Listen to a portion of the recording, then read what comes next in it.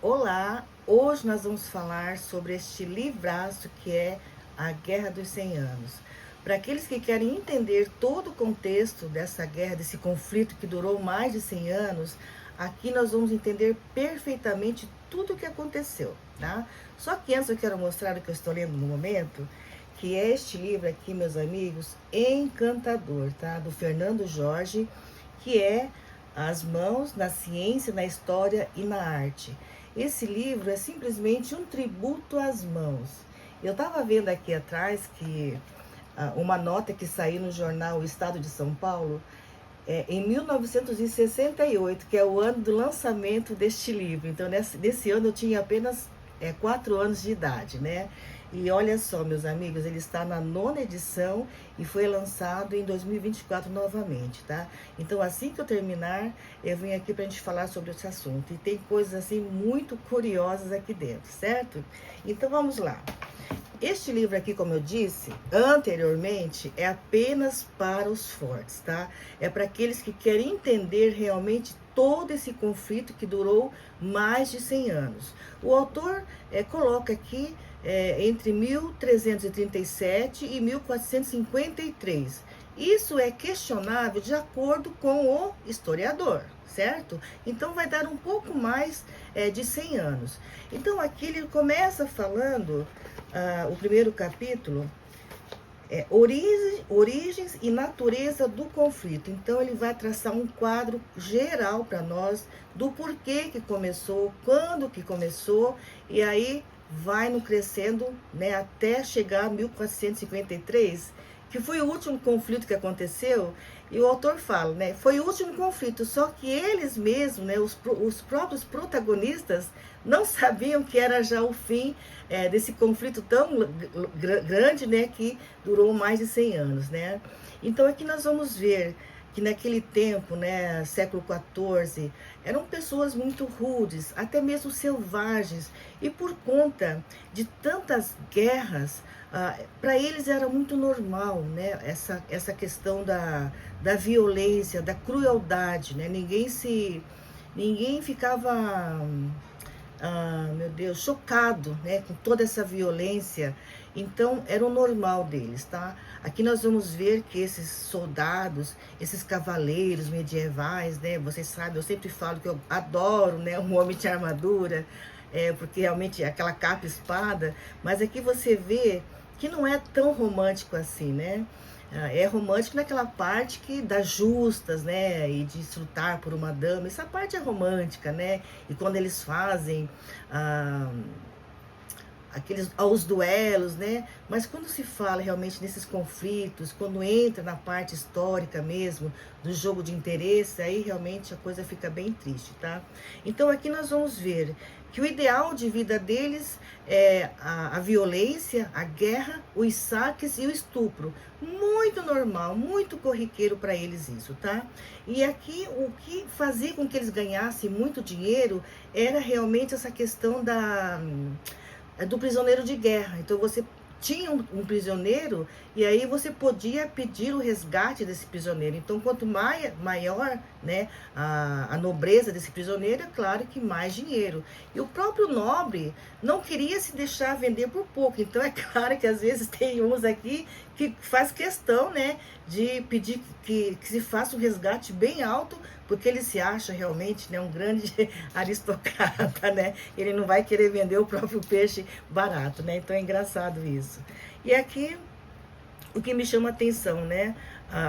Nós vamos passar por vários reis, né? Tanto da Inglaterra quanto da França. Então, são os João, Henrique, Carlos, Ricardo e Luís, que você se perde nisso tudo, né?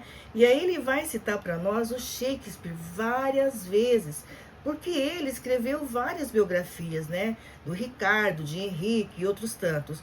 E ele faz uma leve crítica, né? Ele é um tanto irônico até em dizer que ele, né, o Shakespeare, puxava a sardinha para o lado desses reis, né, ingleses, né? Porque não era tanto assim como você dizia, né? Realmente a realidade, a verdade, né, daquilo que aconteceu não é tão ameno, né, ou tão bonito como o próprio Shakespeare tenta botar para nós, tá? E é interessante que esse próprio autor fala que a gente, ele mesmo, né? Olha, a bibliografia aqui é extensa, gente, para ele poder, né, ter o material, claro, não só desse livro, porque ele escreveu outros livros maravilhosos também de história, tá? Então ele tem realmente uma bagagem muito grande. Então esse autor é o George Minois. Eu vi que tem outros livros dele, que achei interessante e quero ler também, tá? Então aqui ele vai estar falando dessa questão, né, do Shakespeare, todo esse conflito, todos esses jogos de interesses, as intrigas, né? Então, realmente um quadro completo, meus amigos, para a gente poder entender realmente o que foi essa guerra, né? Então, a gente, em outros livros, a gente vai ver partes, né, desse pequeno contexto, tá? E aqui outra coisa que eu quero falar é a questão das cavalgadas inglesas, né? Você fica assim, impressionado, porque os caras, a vida deles era isso, né? Era a violência, o saque e o estupro. E não tem o que fazer, gente, vamos fazer uma cavalgada. Então eles chamavam cavalgadas. Pegavam uma turma de nobres, de ingleses e outros guerreiros, tantos, né? E saíam pela França, é claro que isso tudo aconteceu na França, e iam destruindo as pequenas cidades, as aldeias, saqueando, matando e violentando, tá? Então, realmente, a gente vai conseguir formar um bom quadro de tudo aquilo que aconteceu neste conflito tão extenso que faz com que a gente possa entender, tá? Tudo que aconteceu. E os últimos capítulos aqui, gente, ele vai falar, então, as consequências, né? Os efeitos disso tudo, tanto para a França quanto para a Inglaterra.